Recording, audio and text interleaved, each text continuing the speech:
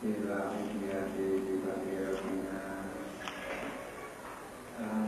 salatu wassalam alaika wa ali ayya farabana Rabbu karim wa anta duhul nabi Wassalana indakarim Ya ayyuhal rabbu salamullah alaika rabbi ilmina wanzur ya sayyidi binatullah musyia bihi hamdana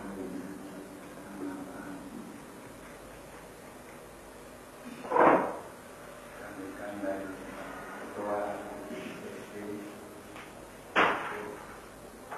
dari MT saudara ayat panitia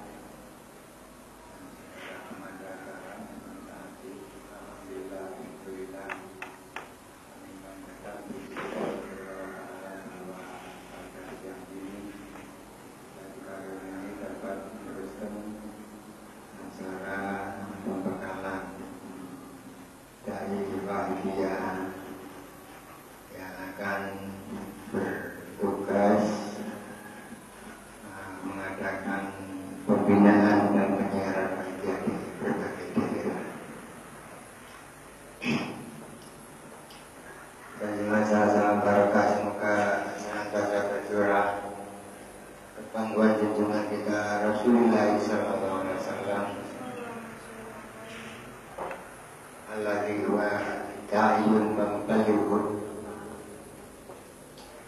ala sayyidi anbiya'i wal mursalin malaikat dan muqarrabin alaihi wassalatu wassalam wa ala alihi washabihi wa tabi'in ila yaumil wa ala hadati wa zaman wa amani wa sayyidi anbiya'i billahi min awali ila akhirih radhiyallahu ta'ala anhum wa ta'alaina min barakatihim wa syafaatihim wa karamatihim Pamatana bilang tadi, amin amin amin ya rabbal alamin. Sekali lagi kita selalu berharap, selalu mendambakan syafaat tarbiyah barokah karamana adrobil arestu dari para beliau-beliau yang itu. Sehingga mudah-mudahan dengan itu semua acara yang kita laksanakan ini dan tugas yang akan kita jalankan nantinya benar-benar diridai Allah wa Rasulullah sallallahu alaihi wasallam. Benar-benar kita terutama para dai-dai dikaruniai kemampuan lahir dan batin dalam menjalankan tugas yang mulia, paling mulia indah Allah wa Rasulullah SAW ini, sehingga nanti selama bertugas khususnya dan sesudah itu banyak perjuangan kita di daerah-daerah mengalami kemajuan di segala bidang. Amin. Amin ya rabbal alamin. Para peserta pembekalan, pada dai-daiyat yang berbahagia, marilah sekali lagi kita tiada intinya syukur kita kepada Allah Subhanahu wa taala. Kita menerima wadul, ditunjuk, dipercaya dan juga diberi kemampuan lahir dan maupun batin masing-masing untuk ikut-ikut dalam perjuangan yang sangat berat tetapi mulia indah Allah Rasulullah. Seperti kita yakini dulu di Ponorogo itu sudah kita bahas bahwa perjuangan Allah Rasulullah ini bukan sembarang perjuangan Islam begitu saja seperti umumnya, tapi lebih daripada itu. Bahkan perjuangan ini adalah tugas yang diemban dan dilaksanakan oleh para nabi dan para rasul sejak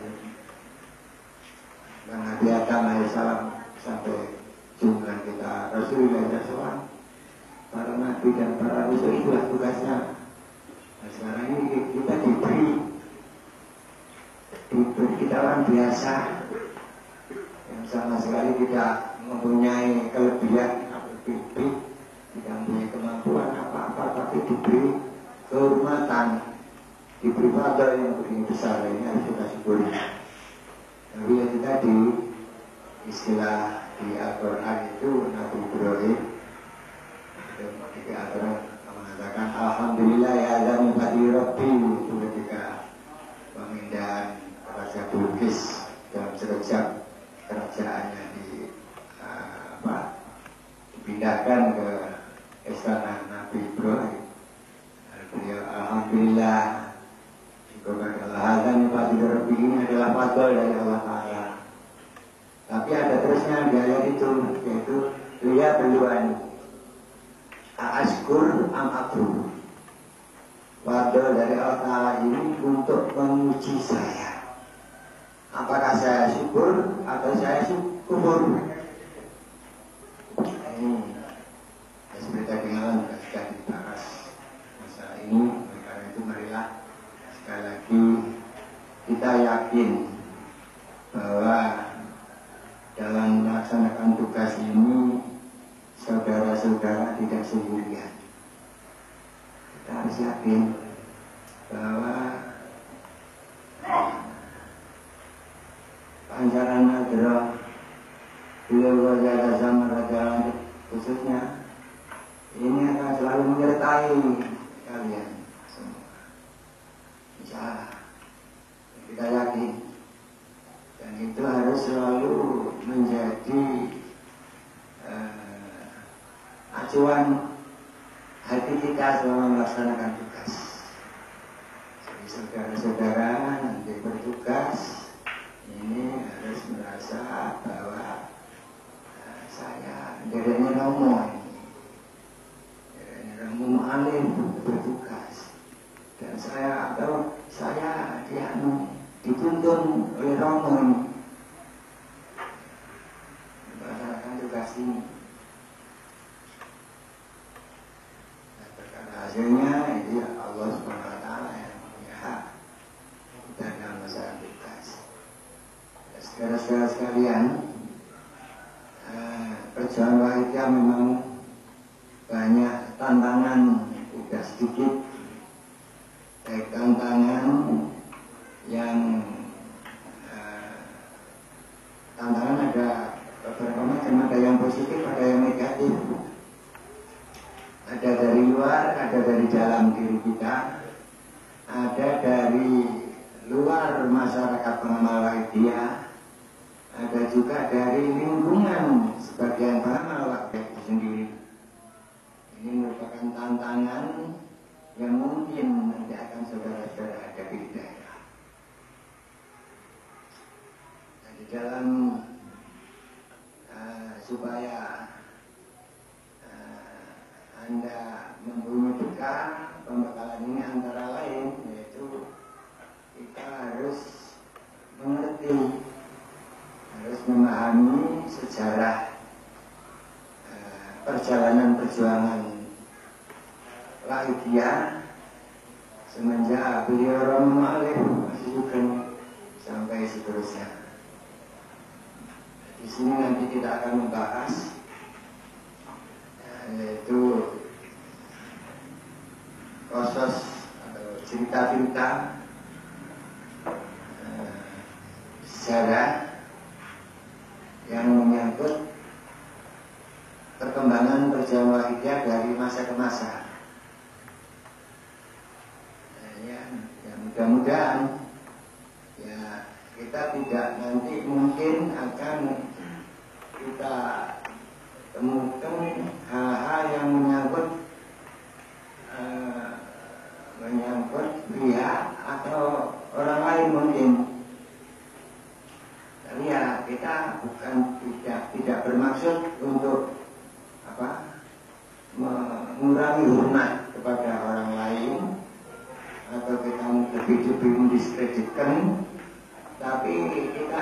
mengambil tibar untuk lebih memantapkan keyakinan kita sebagai khodam, sebagai penderek dari beliau Khatibul Mukarram Romo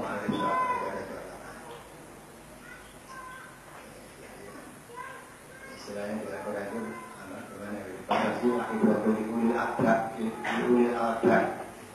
Jadi proses cita-cita sejarah yang dicantumkan dalam Al-Quran itu mengandung ibarat takbir, memberikan gambaran-gambaran, pandangan-pandangan kepada ulil albab. Ulil albab itu apa? Ulil albab itu adalah orang yang ahli fikir dan berbudi. Ahli budi, tidak hanya ahli fikir saja, tapi juga mempunyai budi yang luhur. Mungkin kalau hanya ahli fikir, ini hanya pikiran saja, tidak didampingi atau tidak dikawal oleh budi nurani yang luhur. Karena itu di sini nanti kita akan membahas yaitu sejarah BSW semenjak dibentuknya BSW oleh Romo Alif Syahwajar Jalaan pada tahun berapa? 1964 dibentuk oleh beliau sendiri. Itu bisa kita bahas. Dan di sini nanti akan kita bahas kelanjutan daripada yang bisa kita bahas Ponorogo, yaitu sejak tahun 1985, sejak adanya musyawarah kubro Wahidiyah yang pertama. Jadi selama sekian tahun, mulai tahun 64 sampai dibentuknya PSW oleh beliau Romo, atau dibimbing terus oleh beliau Romo, sampai tahun 85 itu baru mengadakan musyawarah kubro Wahidiyah yang pertama. Namanya musyawarah kubro ya oleh BSI Pusat, BSI daerah Jawa Timur, daerah DIY. Insya Allah waktu itu dari Lampung sudah ada barang juga, dari Jakarta, Jawa Tengah, dan cabang-cabang yang sudah ada. Musyawarah kubro itu dulu itu istilahnya musyawarah kubro itu hanya wewenangnya memilih para anggota Majelis Pertimbangan Perjuangan Wahidiyah atau MPPW. Tapi kemudian MPPW ini diganti dengan DPW, Dewan Pertimbangan Wahidiyah. Misalnya Majelis Pertimbangan Perjuangan Wahidiyah, kemudian di kemudian hari dirubah juga insya oleh beliau dengan Dewan Pertimbangan Perjuangan Wahidiyah atau DPPW. 17 orang. Jadi ini mengikuti gaya pemilihan umum di Indonesia. Ini kan pemilihan umum kan milih anggota MPR, DPR. Nah MPR, DPR itu lalu baru memilih presiden. Ini pada waktu juga begitu, belajar dari situ. Setelah dibentuk dipilih 17 orang anggota Dewan Pertimbangan Perjuangan Wahidiyah tadi, diketuai oleh Agus Abdul Latif Haji. Ketuanya antara lain beliau Romo Yasamuddin almarhum, juga Bapak B.J. Zainal Fanani, kemudian Agus Jamil dan Agus Hamid dan lain-lain. Hampir sebagian besar putra putri beliau yang sudah dewasa atau Banu Ma'ruf, jadi para putra putri Bayi Ma'ruf, Banu Ma'ruf ini masuk ke dalam anggota DPPW tadi. Nah, dimulai oleh Agus Abdul Latif. Nah, DPPW inilah kemudian rapat ya di dalam forum Jatah Kubro itu juga, masih dalam forum Jatah Kubro ini mengadakan rapat memilih pengurus PSW pusat. Akhirnya terpilih pada waktu itu yaitu ketuanya ya, Muhammad Hasanusi, wakil ketua Yai Muhammad Syazili Yusuf. Istilahnya pada waktu ketua dan wakil ketua hanya 2 orang. Sekretarisnya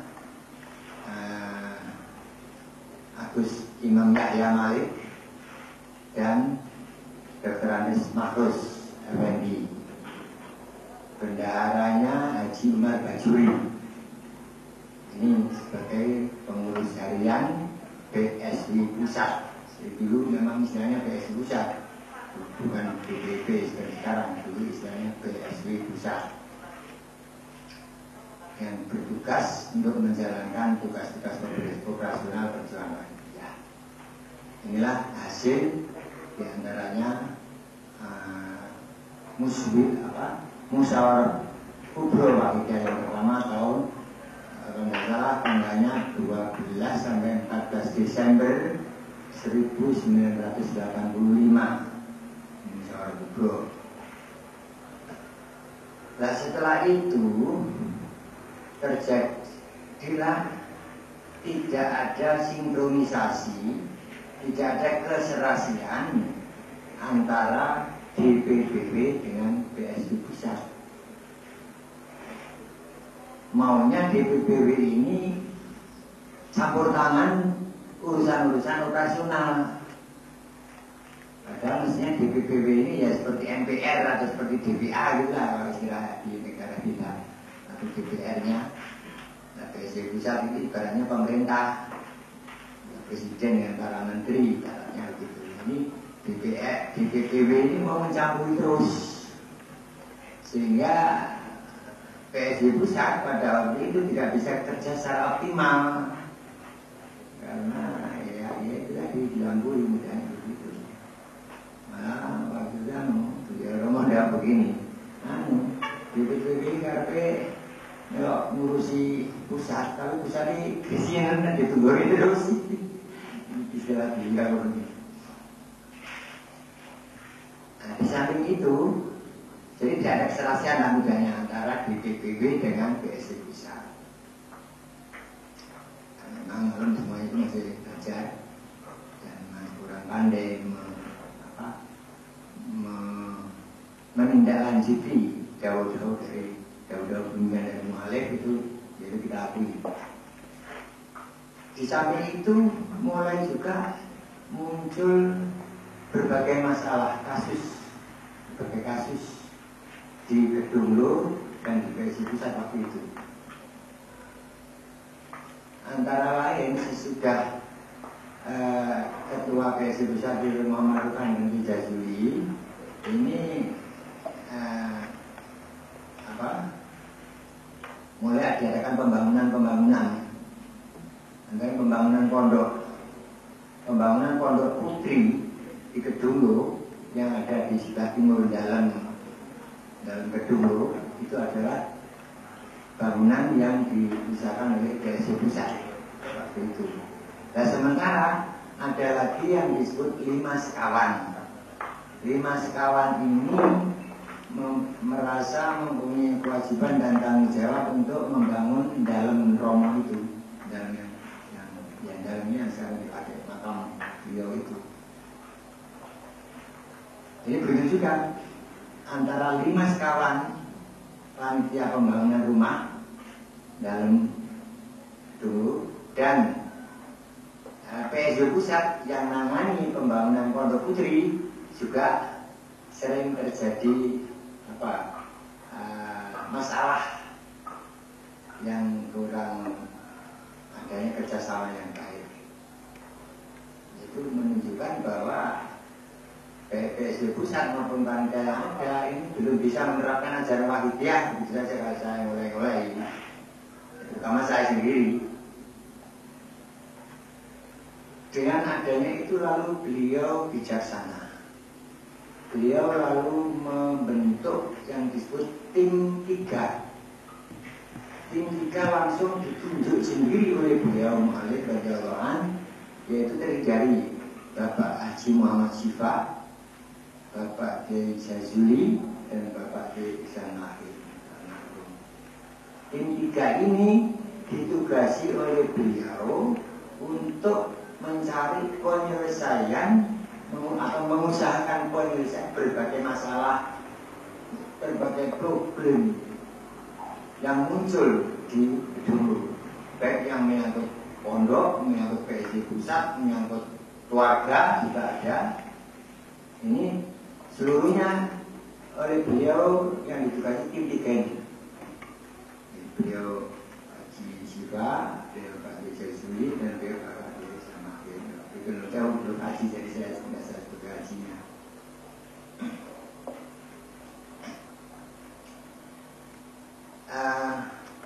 Karena Bapak Kiai Jazuli itu wakil ketua PSI pusat, maka selama Kiai Jazuli menjadi tim 3, wakil ketua pusat dijabat oleh Bapak Samsul Huda. Ini juga petunjuk dari beliau. Bapak Samsul Huda sebagai pejabat sementara wakil ketua PSI pusat, sementara Bapak Kiai Jazuli menangani tugas-tugas dalam tim 3. Tim 3 inilah kemudian mengadakan rapat, mengundang PSI di samping seluruh unsur PSI pusat, PSI Kediri, PSI Jawa Timur, PSI Malang, dan beberapa orang-orang yang terkait dengan permasalahan yang muncul untuk diadakan islah lah begitu, mencari jalan keluar berbagai masalah, mencari penyelesaian, mengadakan satu persidangan, yaitu yang disebut persidangan tanggal 9 Mei 9 Mei tahun 1986. Ini harus kita ingat, 9 Mei 1986. Kalau tidak salah itu tanggal 29 Sya'ban. Jadi besoknya itu hari puasa. Tidak salah ya. 30 Sya'ban. Ya, sebelum 9 Mei, ini 7 Mei, para tim 3 ini sowan pada Romo. Sowan pada Romo, hanya 3 orang itu. Saya sebagai ketua PSI pusat tidak berani ikut. Saya di pondok, di panggung sana, tempat budak saya itu di pondok di atas tim itu. Memang saya ini sedikit kan. Saya mulai tahun 63 ya sampai akhir hayat beliau itu saya memang mondok di sana. Saya sebagai santri nanti di sana. Ya, tapi ya sering pulang, saya punya keluarga juga. Jadi tanggal 7 Mei itu soal tim 3 ini melaporkan hasil-hasil fact finding ya, jadi menemukan fakta-fakta dari kasus-kasus yang itu dilaporkan pada Romo. Terus saya kok tidak tempat, saya kok sudah kepengen tahu ya saya gitu hasilnya bagaimana ini kesuanan hasil tim 3 ini. Sebab juga PSI juga terlibat, artinya terlibat ada kasus yang terjadi di daerah di PSI daerah Trenggalek. Ya, masalah materi sebenarnya. Juga di samping Trenggalek ada juga dari Semarang, itu yang menyangkut keterlibatan PSI pusat. Jadi rasanya tidak kanten itu setelah ingin tahu. Saya mencoba surat, ininya ditutup, itu dengan parah, tok. Lalu saya masuk. Oh, rekan, sungkem, rekan. Sekarang selalu menganten apa ini? Banyak lagi begitu saya ada kanten ini. Kanten apa ini? Itu ada di kasetnya ada begitu, jadi saya masih ingat betul itu. Ada di sini, di sini ada transkripnya ada. Nah itu disinilah mulai Romo menggaulkan antara yang saya ketahui, yaitu kita lagi masalah pondok. Masalah pondok Kedunglo itu memang waris dari Mbah Yai Ma'ruf. Mbah Yai Ma'ruf ini pendiri, memang pendiri pondok Kedunglo itu. Yaitu yang dilakukan pondok Kedunglo dari wasiatnya Mbah Ma'ruf itu diserahkan kepada Romo dan adiknya Romo yaitu Bapak Kiai Malik, Kiai Abdul Malik, bapaknya Gus Yahya. Kalau bapak ada lagi masnya Bapak Kiai Yasin, bapaknya Gus Jamil, itu sudah bapak dari dulu jauh. Tapi begitu juga bapaknya juga ada bapak tinggal Romo dan Gus Yahya. Kan Gus Yahya masih kecil, macam itu belum dewasa. Ini semuanya dimulai itu Romo sendiri. Dan nanti sepeninggal saya ini sebenarnya anak-anak Kulo Sedoyo di samping Yahya. Jadi sebagai pewaris yang berkewajiban bertanggung jawab moral maupun material tentang pondok dan masjid Kedunglo itu Romo dan saya pada waktu itu. Kemudian kalau Romo wafat, menjawabkan itu Yahya dan anak-anak saya semua, putra dan putri dan istri saya. Jauh beliau yang saya ingat. Nah, mungkin jaga kompromi, tapi menurut jaga kompromi, adil itu nanti itu Yahya 50%, anak-anak Kulo Sedoyo 50%, 50-50. Nah, ya kalau perlu kan serasa di Malaysia selama gantian 5 tahun makanya ini beliau jauh. Namanya lagi dia ini kan perjuangan Islam pada umumnya. Perjuangan Islam itu bukan turun baris lagi.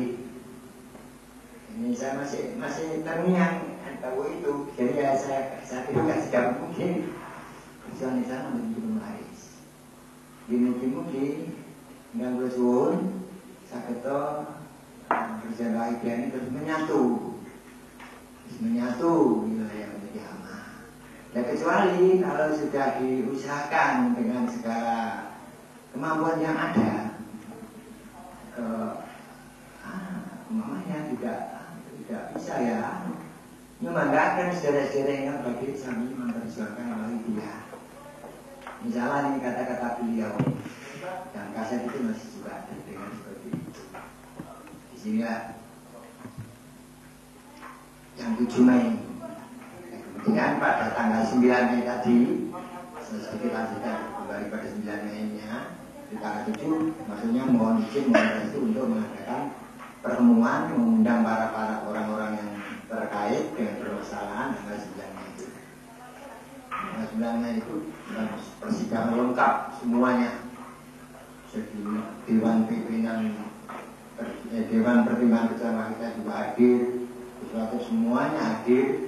Dan dari Desa Pusat, dari Jawa Timur, dari Kediri, Malang, Trenggalek, ingat saya, Bentar, Jombang. Kurang lebih ada 115 orang yang hadir. Itu yang mengundang P3 tadi. Dalam persidangan itulah satu kejutan. Di situ memang betul-betul sebagai moderatornya itu Bapak Haji Muhammad Syifa.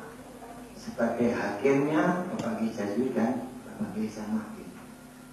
Betul-betul tiap-tiap masalah yang muncul ini Bapak Kiai Jazuli betul-betul tidak seperti hakim sungguh-sungguh itu. Cuma kacanya nggak pakai baju hitam itu baju apa? Toga ya. Bedanya itu. Tapi ketegasannya saya juga heran loh. Jadi ya itulah saya yakin betul cara beliau nyetel orang. Nyetel kemampuan seseorang itu disetir dari dalam. Sementara kamu tidak hadir di situ, kami mendengarkan dari kamar sebelah. Jadi dalam selatan juga, tapi belum di tempat di dalam selatan itu. Setelah selesai, sudah sore itu selesainya, ya, hampir asar itu. Kemudian mohon fatwa kepada beliau. Beliau memberikan fatwa, inilah yang disebut 9 Mei. Mengapa kita katakan wasiat? Di situ ada kata-kata,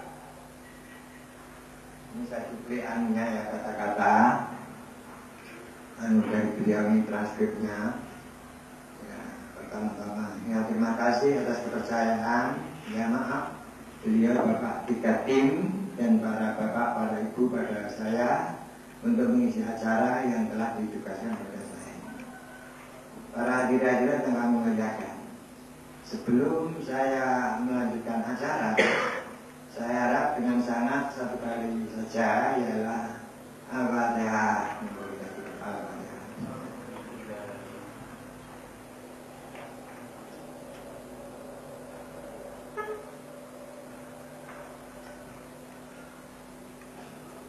Saya teruskan membaca doa beliau. Ya, harap diizinkan saya mendahului yaitu soal yang tadi insya Allah tidak ada hubungannya dengan acara ini.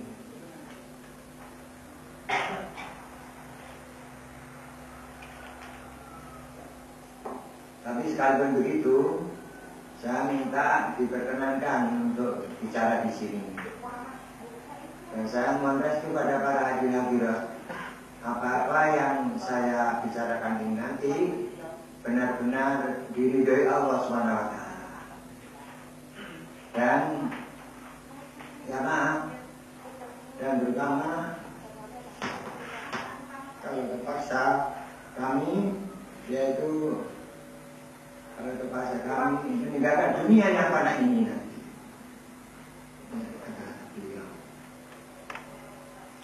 Yaitu satu, Pondok Kedunglu. Ini adalah peninggalan orang tua saya. Tapi ya sayangnya pada waktu itu saya sendirian. Dan insya Allah tidak satu kali saja. Yaitu saya dikatakan yang maksudnya Anjir, boleh kalau Malik, kalau iki, boleh gitu, boleh kelop. Ini maksudnya kangge murid-murid pondok dan masjid. Jadi ini berarti bidang menikah dipikulkan pada saya dan saudara adik saya yaitu Malik, bapaknya saya. Dan otomatis bukan materialnya saja, tapi murid dan material saya dan Abdul Malik ketika itu. Tapi ya sayang, bapaknya Yahya itu meninggal lebih dulu daripada ayah saya. Jadi setelah ayah saya meninggal, hanya saya. Dan ini otomatis saya harus memikul atau bertanggung jawab soal murid dan material yang hubungan dengan pondok dan masjid. Dan ini mestinya kalau adik saya Malik itu sudah meninggal, mestinya anaknya yaitu Yahya. Apabila dia sudah dewasa mestinya. Jadi dua orang ini, saya dan Yahya. Ini 50-50 mestinya. Tapi ya maaf pada Yahya, karena selama ini semenjak Yahya dewasa, saya belum pernah mengutarakan soal ini. Jadi saya terus yang memberikan masjid dan pondok ini. Mestinya kalau sepeninggal saya nanti, ya keluarga saya di samping Yahya setengah-setengah atau separuh-separuh. Kalau Yahya hanya satu dan anak saya dan istri saya dua. Maaf, anak saya berapa? Ya Sayyidi, ya Rasul. Cara pembagian seperti itu. Ya Sayyidi, ya Rasul. Ada mestinya. Tanggung jawab dan kewajibannya mestinya seperti itu. Tapi kalau Yahya mamanya saya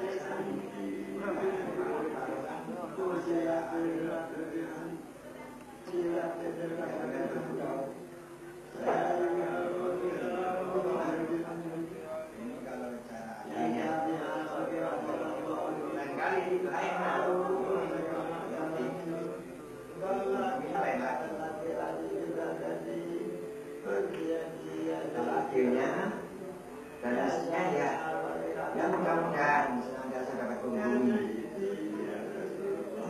Kalau tidak dapat, terpaksa tidak dapat menghubungi, itu tadi harus dibagi dua.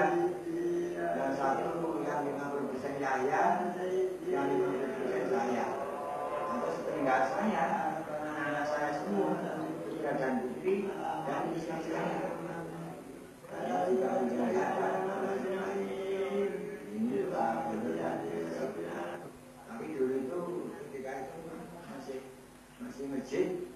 lama dan pondok yang lama itu. Barangkali semua ada sebagian besar tidak tahu. Lantas soal SMA dan SMP sekarang. Itu ketika baru didirikan, itu Yahya dan Pak Makrus datang. Kalau tidak salah ini datang menemui saya. Saya disuruh di Blanko yang supaya ini kan itu diadakannya SMP dan SMA.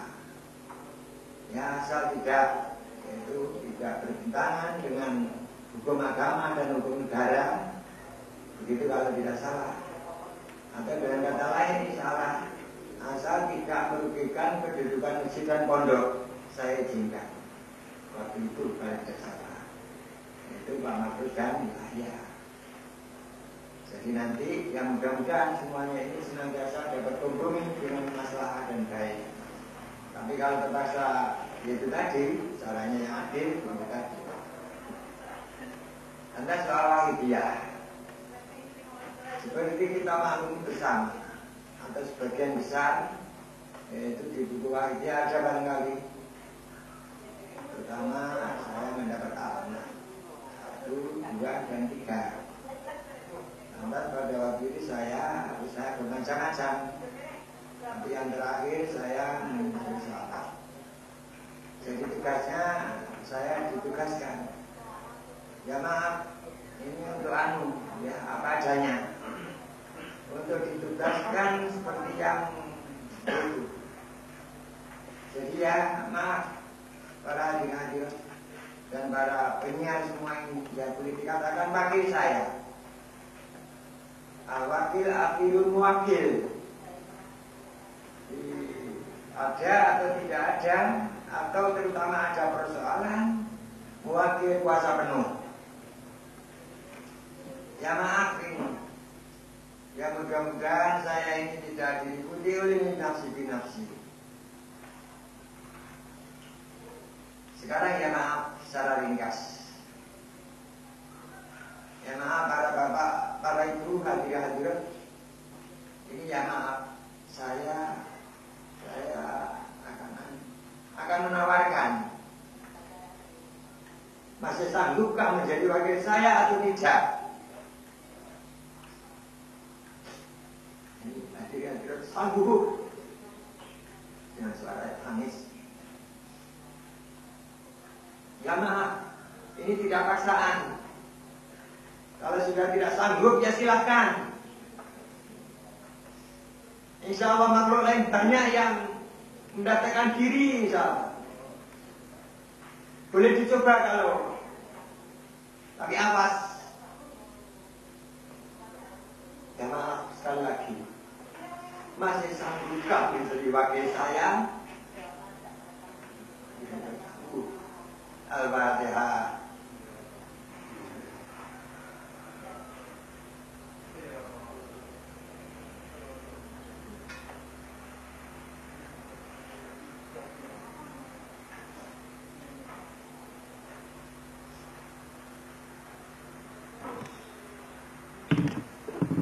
Adapun selama ini, ya maaf, para bapak, para ibu dengan mati-matian berjuang untuk melaksanakan sebagai muwakalah atau wakil, kami bungkem 1000 bahasa, 1001 bahasa. Kami hanya mampu menyatakan ribuan terima kasih pada para hadirin dan hadirat. Dan hanya dapat mengaturkan 1-2 kata permohonan pada Allah SWT antara hadirat. Jazakumullahu khairan wa sa'adati dunya wal akhirah.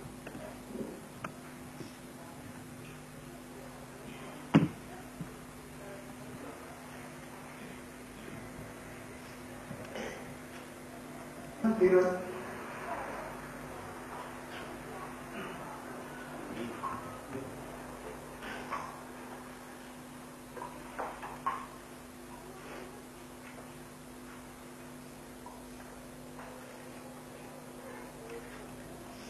para hadirin hadirat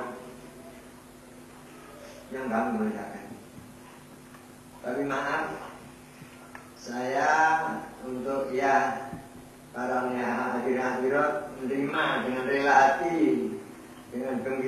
menjadi wakil saya. Tapi ya maaf, saya ada syarat-syarat yang harus dipenuhi,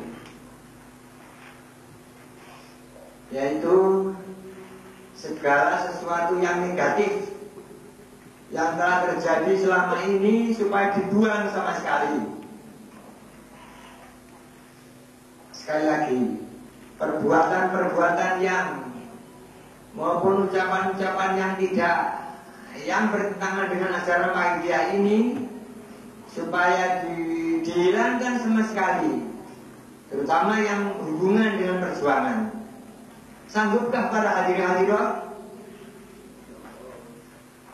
Tuhan Maha Tahu, Tuhan sebagai saksi yang agung.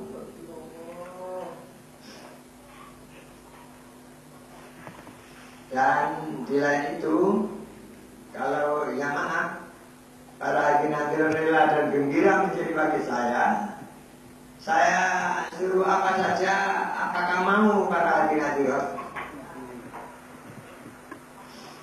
Saya tidak maksa pada para hadirin hadirat. Kalau tidak sanggup, ya silahkan. Kalau sanggup, ya terima kasih sekali.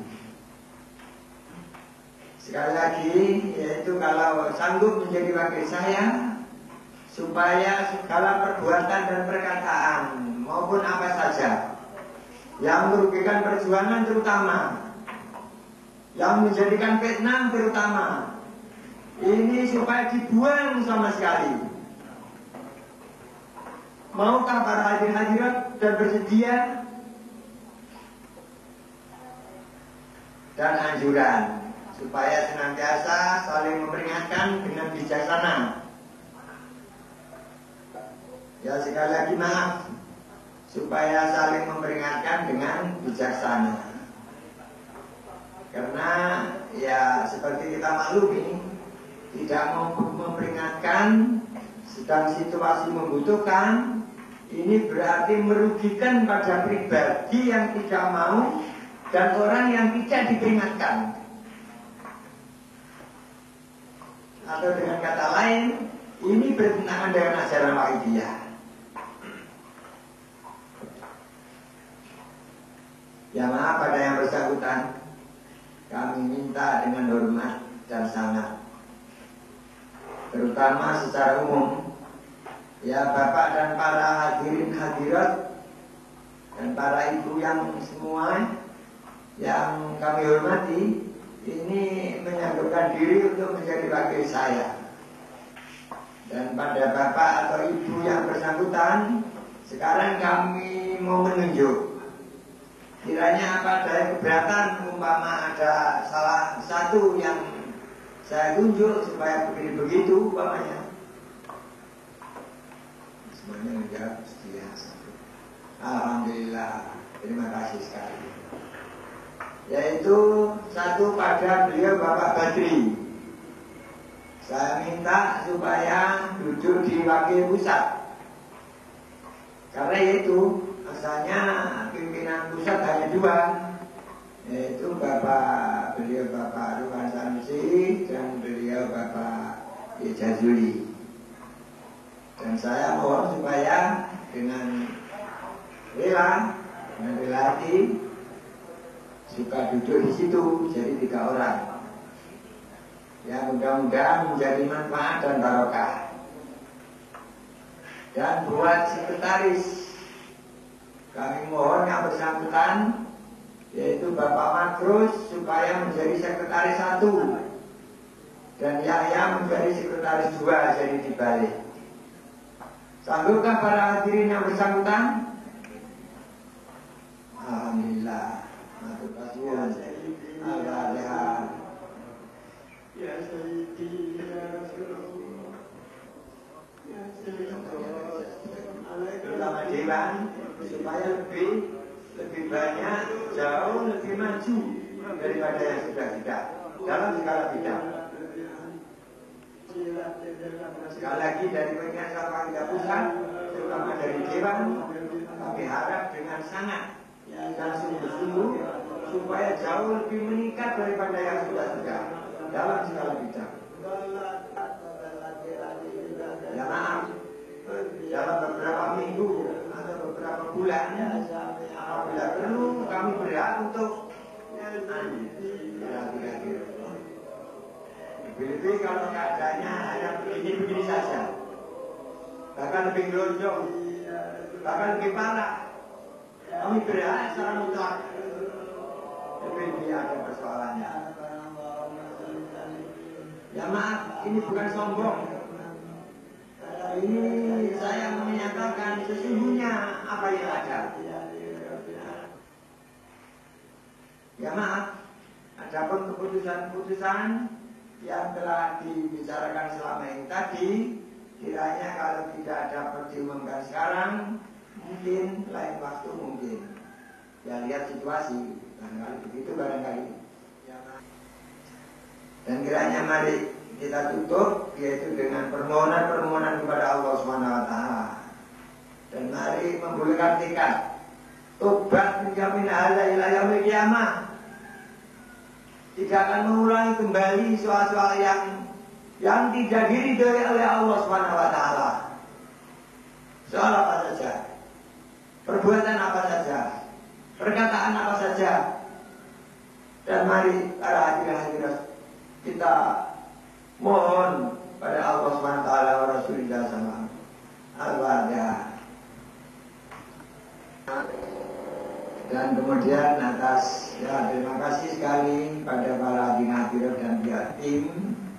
Dan untuk mengirim perda kami hanya dapat ya selamat jalan dan selamat dan salam-salam. Ya mari saling mendoakan, saling memaafkan. Ya mudah-mudahan seperti sekarang ini terutama di akhirat nanti bisa menjadi satu. Di belakang Rasulullah SAW. Di belakang Bujana sama Rasulullah soal di hadapan Allah Subhanahu Wa Taala. Sekian, wassalamualaikum warahmatullahi wabarakatuh. Saya mengambil satu kesimpulan bahwa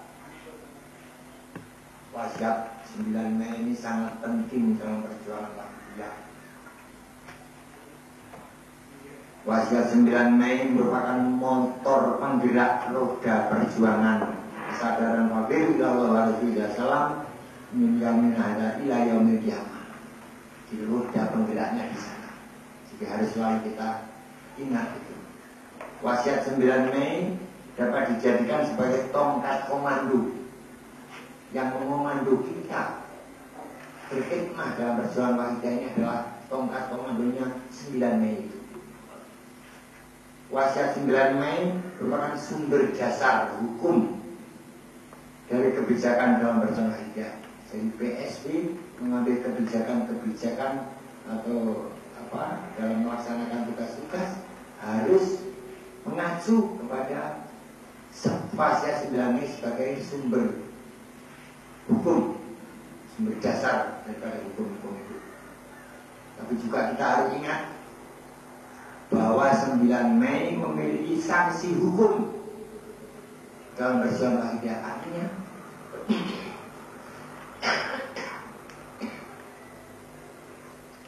kalau sampai perjuangan Wahabiyah ini tidak sesuai dengan wasiat 9 Mei, pasti ada sanksinya. Sanksi hukum. Apa sanksinya? Macam-macam. Yang jelas masalah kesadaran usul ila Allah Rasulullah SAW. Jangan berharap memperoleh itu. Kalau tidak menghormati, tidak selalu mentaati, tidak selalu menjalankan wasiat 9 Mei. Ini kesimpulan. So, tadi di sana ada sanggup gambar alim-alim. Kalau tidak sanggup ya silakan. Ada syarat-syarat. Ini yang saya katakan saksi tadi. Ada syarat-syarat kalau sanggup menjadi wakil saya, yaitu tadi segala perbuatan, ucapan, tingkah laku maupun perkataan yang merugikan perjuangan, yang menimbulkan fitnah terutama harus dibuang sama sekali. Jadi kita dalam PSB ini kok masih melakukan tindakan-tindakan atau ucapan-ucapan yang bisa menimbulkan fitnah. Lebih-lebih ucapan-ucapan atau perlakuan tingkah laku yang merugikan nama baik Panitia atau perjuangan Panitia, ini termasuk sanksi, akan mendapat sanksi hukum dari beliau tadi. Ini kita harus hati-hati. Ini yang perlu kita berikan penjelasan kepada masyarakat pengenal wajib di daerah kita. Jangan sembarangan asal baca selawat, asal mujadah, asal bisa buku liat saja. Tapi hal-hal yang sangat prinsip, yaitu selalu mengacu, selalu mengingat kepada wasiat 9 Mei. Kalau tidak seperti itu berarti melecehkan kepada wasiat 9 Mei. Dan wasiat 9 Mei memberikan peluang bagus bagi peningkatan kesadaran wakil wilayah. Artinya yang betul-betul mematuhi, menghormati, melaksanakan wasiat 9 Mei menurut kemampuan yang ada pada dirinya, ini akan menerima bonus berupa kesadaran yang lebih meningkat. Ini perlu kita sosialisasikan kepada para masyarakat pengelola di daerah. Sebab sesudah wafat beliau, kemudian para pengelola kita mengalami kebingungan. Kebingungan kita apa sebabnya? Ya sebabnya karena tidak konsekuen, tidak melaksanakan wasiat 9 ini.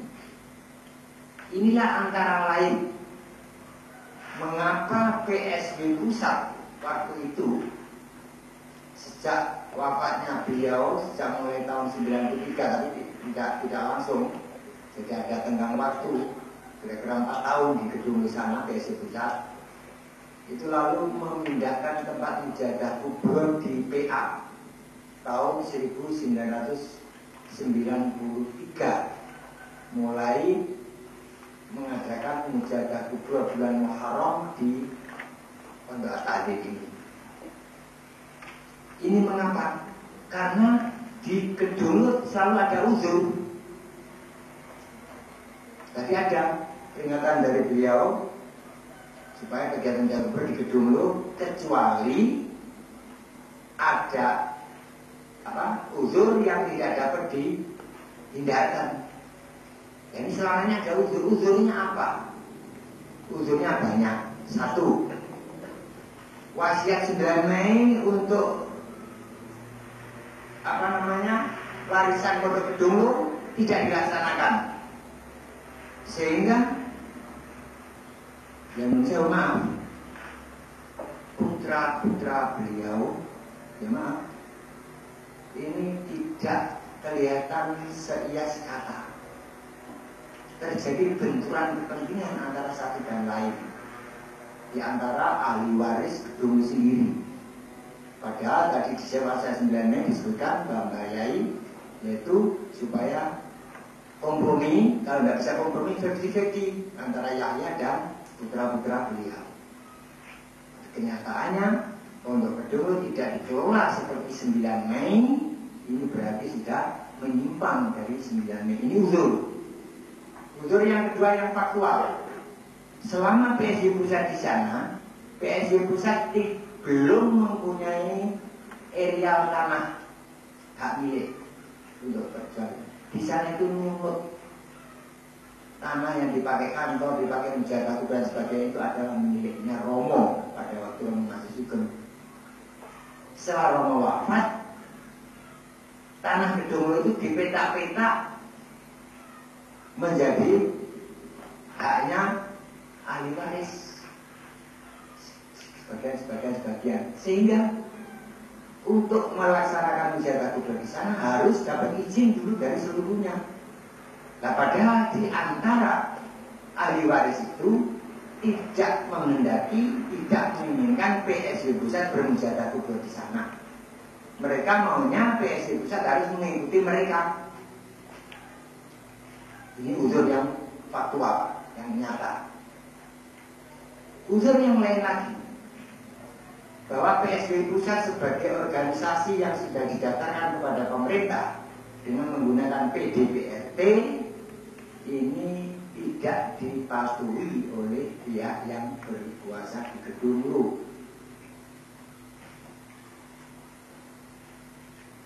Jadi PSW Pusat pada waktu sekitar antara 89 sampai 93 ini boleh dikatakan stagnasi, nama mandek. Kegiatan memang ada di Gedung Lu, tapi ya sekedar ikut-ikutan begitu saja. Tapi tidak ikut mengikut tanggung jawab penyelenggaraan mujahadah kubur dan lain-lain. Sekarang saya ceritakan. Jadi sesudah 9 Mei tadi kembali, sesudah 9 Mei apa itu tadi? Ya, diadakan pada tanggal bulan 86 juga itu ada, itu ceritanya ada begini. Ini singkat saja. Ada surat dari PSW